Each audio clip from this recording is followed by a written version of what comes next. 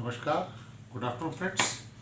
PSA master की series में हम व्यापार की समझ में आज फिर बजट 2022 को ले रहे हैं। बजट में क्या उम्मीदें हैं, 1 फरवरी को बजट आने वाला, कुछ कॉरपोरेट जगत की उम्मीदें हैं, कुछ इंडिविजुअल्स की उम्मीदें हैं। जहाँ तक कॉरपोरेट जगत का सवाल है, उनकी उम्मीदें कुछ चीज़ों पर बहुत ही इम्पोर्टेंट और बहुत ही महत्वपूर्ण हैं, क्योंकि इकोनॉमी के रिवाइवल का है समय। आज ओमिक्रॉन अभी चल ही रहा है रादर, तो उनको है कि उनको रिफॉर्म चाहिए, कुछ हमारे कॉरपोरेट वर्ल्ड को कुछ रिलीफ चाहिए। They want this budget to be as an agent of change, जिससे कि 5 ट्रिलियन इकोनॉमी का जो हमारा टारगेट है 2025 का, वहाँ पहुँच पाए। हमें रिवाइवल ऑफ इकोनॉमी करना है इस ओमिक्रॉन के पीरियड में। ईज़ ऑफ कंप्लाइंस चाहिए, ईज़ ऑफ कंप्लाइंस से तंग आ गया व्यापारी काम करते करते, उससे बढ़ाना। इकोनॉमी को किक स्टार्ट चाहिए ताकि एक इन्वेस्टमेंट साइकिल बन सके और हमारी इकोनॉमी डोमेस्टिक इकोनॉमी से एक नए ऑर्बिट में, ग्रोथ वाले ऑर्बिट में एंटर कर सके। और ये इंक्लूसिव और सस्टेनेबल हमारा डेवलपमेंट होना चाहिए।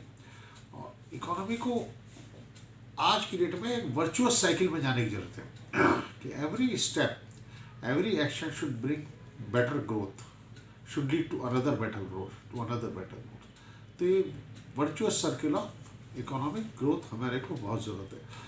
कॉर्पोरेट वर्ल्ड चाहता है कि टैक्स स्ट्रक्चर सिंप्लीफाइड होना चाहिए। जैसे जीएसटी में इतने सारे स्लैब हैं, जीएसटी काउंसिल रेट डिसाइड करती है वैसे तो, बट इवन दो बजट में there can be some proposal for this कि rationalisation of this GST tax structure.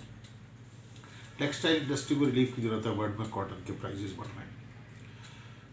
इसी तरह इंडिविजुअल्स को चाहिए। एक तो हेल्थ इंश्योरेंस जो है आज की डेट में, आपने देखा कोविड के बाद इतना इंपॉर्टेंट हो गया, एवरीबडी नीड्स हेल्थ इंश्योरेंस। आपने उस पर 18% जीएसटी है, वो ज़्यादा है, उसको इसको। रियल एस्टेट सेक्टर डूबा पड़ा है, उसके रिवाइवल की ज़रूरत है रियल एस्टेट में, और उसमें कुछ स्ट्रक्चरल रिफॉर्म की ज़रूरत है, जिससे कि रियल एस्टेट एक इवन रूप से आगे बढ़ सके। ये टिट्स बिट्स में, ऑड इवन में नहीं बढ़ना चाहिए। उम्मीद है कि हाउसिंग लोन का जो इंटरेस्ट है, इसके एग्जेम्पशन बढ़ी, और हाउसेस के कंस्ट्रक्शन पे, हाउसेस के परचेज पर, हाउसेस की सेल पर सम रैशनलाइजेशन की ज़रूरत है। हमारा कंट्री एक लेबर ओरिएंटेड कंट्री है, तो हमें लेबर इंटेंसिव इंडस्ट्री को भी प्रमोट करने की ज़रूरत है। पीपल नीड जॉब्स क्रिएशन भी इस बजट को करनी पड़ेगी, उसके बिना काम नहीं चलेगा। तो लोगों को बजट में जॉब बढ़ानी है। कॉटेज इंडस्ट्री को प्रमोट करने की ज़रूरत है। कॉटेज इंडस्ट्री के लिए एक डिफरेंट स्लैब स्ट्रक्चर बनाने की ज़रूरत है। तीसरी बात, ये बजट डिजिटल बजट हो गया, पेपरलेस बजट होने जा रहा, तो इकोनॉमी भी डिजिटल होनी चाहिए। आज वर्ल्ड बिजनेस डिसरप्शन के दौर से गुजर रहा, आज वर्ल्ड डिजिटलाइजेशन की तरफ जा रहा। फिनटेक इंडस्ट्री आ रही है, एजुकेटेड इंडस्ट्री आ रही है, एडटेक इंडस्ट्री आ रही है, हेल्थ टेक आ रही है। तो इस सब नए जो इकोनॉमिक स्ट्रक्चर और नया जो फ्यूजन आ रहा है टेक्नोलॉजी और बिजनेस का, गवर्नमेंट को इस पर बहुत ही एग्जॉस्टिव पॉलिसी लाने की जरूरत है। देखिए, भारत में इंडस्ट्रियल पॉलिसी 91 के बाद बनी नहीं है। मनमोहन सिंह लाए थे न्यू इंडस्ट्रियल पॉलिसी। आज एक न्यू डिजिटल पॉलिसी लाने की जरूरत है, न्यू डिजिटल बिजनेस पॉलिसी लाने की जरूरत है, इंडस्ट्री की बिजनेस पॉलिसी लाने की जरूरत है। अगर हमें वर्ल्ड से compete करना, वर्ल्ड ट्रांसफॉर्मेशन स्टेज में जा रहा है, डिजिटल नेशन क्रिएट हो रहे हैं, डिजिटल स्ट्रक्चर क्रिएट हो रहे हैं, डिजिटल प्लेटफॉर्म क्रिएट हो रहे हैं, तो इनके लिए आपको एक अच्छी पॉलिसी बनाने की जरूरत है। बैंकों के लोन के सिस्टम, बैंकों की फंडिंग सिस्टम, जो प्रॉपर्टी के अगेंस्ट लोन देने की कल्चर है, खत्म होनी चाहिए। बिजनेस के अगेंस्ट लोन दो। डिजिटल वाला कहाँ से देगा? 100 करोड़ का उसका प्रोजेक्ट होता है, बैंक उसे लोन नहीं देता 1 रुपये, वो कैसे काम करेगा? आफ्टर ऑल अमेजन से टक्कर लेनी है आपको, फेसबुक से टक्कर लेनी है, तो ऑफकोर्स आपको छोटे छोटे बड़े बड़े लोग डिजिटल प्लेटफॉर्म बनाएंगे, उनके पास कोई फिजिकल एसेट तो होती नहीं, डिजिटल एसेट्स होती हैं। आप उनका वैल्यूएशन स्ट्रक्चर बनाइए, आप उसके अगेंस्ट फाइनेंसिंग कीजिए, आप उनके लिए स्पेशल टैक्स रिलीफ दीजिए। स्टार्टअप में दे रहे हैं कुछ, लेकिन सफिशिएंट नहीं है। दूसरा मेरा ये कहना होगा, फिनटेक इंडस्ट्री को प्रमोट बहुत तेज़ी से बढ़ी है। आपने देखा यूनिकॉर्न बहुत आए फिनटेक में, तो फिनटेक के लिए भी कुछ गवर्नमेंट को रिलीफ और कुछ लाना चाहिए so that they could grow fast.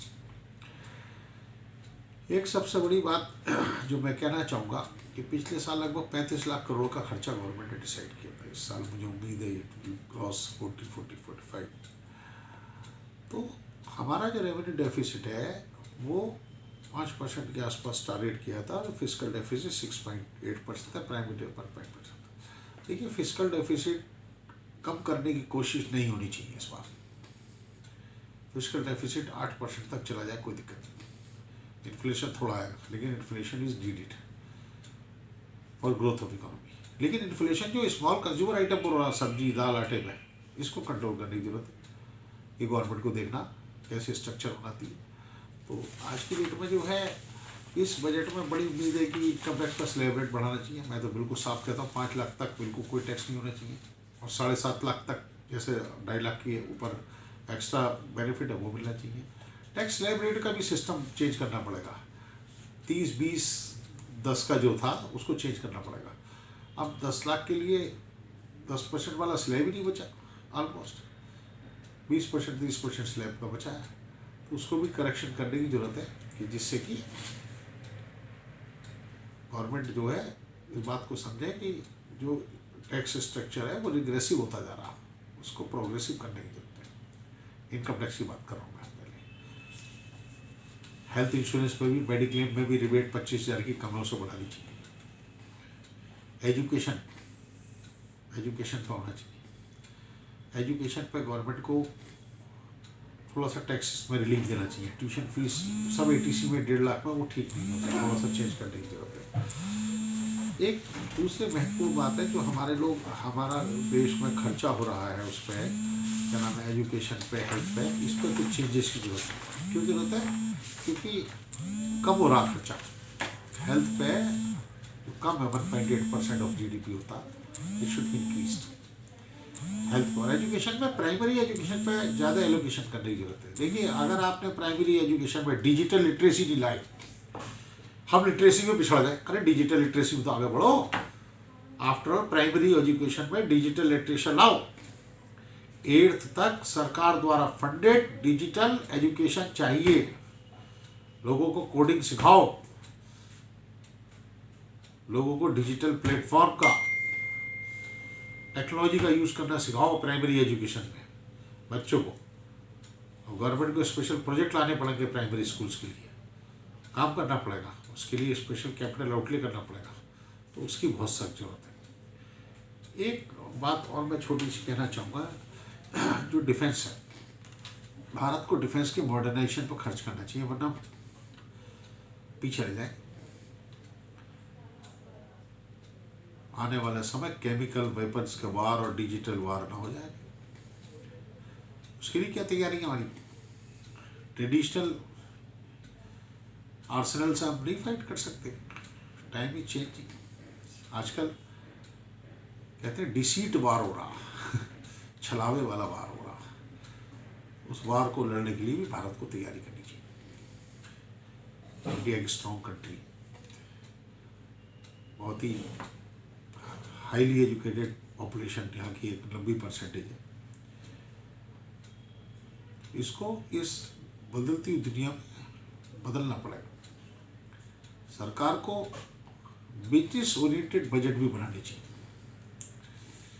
Welfare major के तो बजट बना रही है, अच्छी बात है, वेलफेयर मेजर के बजट होनी चाहिए, लेकिन बिजनेस में बूस्ट आना चाहिए। MSME के लिए बहुत काम करने की जरूरत है। अब समय आ गया कि हमारे छोटे छोटे व्यापारी, छोटे छोटे दुकानदार, इनको कंप्लायंस से फ्री करो, इनको पेपर वर्क में मत फंसाओ, काम पे लगाओ। एक बात और मैं कहना चाहूँगा कि जो हमारी इंडस्ट्री लगनी है, हमने मेक इन इंडिया का कॉन्सेप्ट बहुत अच्छा चलाया, लेकिन ये तो देखो हमारी इंडस्ट्री के प्रोजेक्ट की 80-60% कॉस्ट तो लैंड में चली जाती है। लैंड से कुछ पैदा हो रही है इंडस्ट्री में, ये एग्रीकल्चर को ही है। लैंड की कॉस्ट इंडस्ट्रियलिस्ट को हैवी क्यों? Why industrialist should spend more money on acquisition of the land? Land should be allotted in free, take some percentage of his revenue as rent. अगर आपका कोई इंडस्ट्री लगा रहा है आदमी तो उसका मशीन पे और टेक्निकल लेबर पर खर्चा ज़्यादा होना चाहिए। अगर उसका लैंड पे ज़्यादा खर्चा हो रहा है तो वो वर्ल्ड मार्केट में कम्पीट नहीं कर पाएगा। आज चाइना से अगर हमें कम्पीट करना है, चाइना को बीट करना, तो ये जो बड़ी बड़ी अथॉरिटीज बनी हुई, Yamuna authority, Noida authority, greater Noida authority, और ये धड़ाधड़ प्रॉपर्टी डीलर बन गई हैं, इस पर कंट्रोल करने की ज़रूरत है। बिजनेसमैन को लैंड महंगी नहीं मिलनी चाहिए, बहुत ही लो कॉस्ट में मिलनी चाहिए। उसका 10% से ज़्यादा खर्चा नहीं होना चाहिए इंडस्ट्री लगाने में लैंड पर। अगर 10% से ज़्यादा खर्च हो रहा तो हम इंटरनेशनल मार्केट में कम्पीट नहीं कर पाएंगे। एक और बड़ी इम्पॉर्टेंट बात है कि आज की डेट में स्कूलिंग पे गवर्नमेंट को बहुत काम करने की ज़रूरत है। तो इस बजट में कुछ ऐसा करना पड़ेगा कि आपने ऑनलाइन क्लासेज हो गई हैं, स्कूलों को दिक्कत हो रही है, उनकी बिल्डिंगें यूज़ नहीं हो रही, खाली पड़े हैं, लोग घर में इस्तेमाल कर रहे हैं, घर में लोगों को पैसे नहीं है स्मार्टफोन इतने खरीदने के लिए, कंप्यूटर खरीदने के लिए। तो गवर्नमेंट को कंप्यूटर पे तो इस समय एक लिमिट के अमाउंट तक है, कंप्यूटर और फ़ोन से तो जीएसटी और ड्यूटी बिल्कुल नॉमिनल करनी पड़ेगी। जब लोग स्कूल नहीं जा रहे, घर से बैठ के कर रहे हैं, घर में गैजेट्स चाहिए, तो गैजेट्स महंगे खरीदेंगे तो कैसे काम चलेगा? तो इस पर भी रैशनलाइजेशन की जरूरत है। अभी हम इस सीरीज को और आगे कंटिन्यू रखेंगे, इसमें अगले 3-4 दिन इसी पर बात करेंगे डिफरेंट मुद्दे पर। और जीडीपी का कितना परसेंट किस सेक्टर पर एलोकेट होता, सब सेक्टर भी देखना हो, वो स्मार्टनेस एफएम को करनी है, जिससे कि मल्टीप्लायर इफेक्ट आए, वर्चुअस साइकिल ऑफ इकोनॉमी बने और हमारी इकोनॉमी इनइक्वलिटीज को दूर करते हुए फास्टर ग्रोथ रेट को एक्वायर करें। तो ये सब बजट से उम्मीदें हैं और कल फिर बात करेंगे दोबारा से। थैंक यू, धन्यवाद।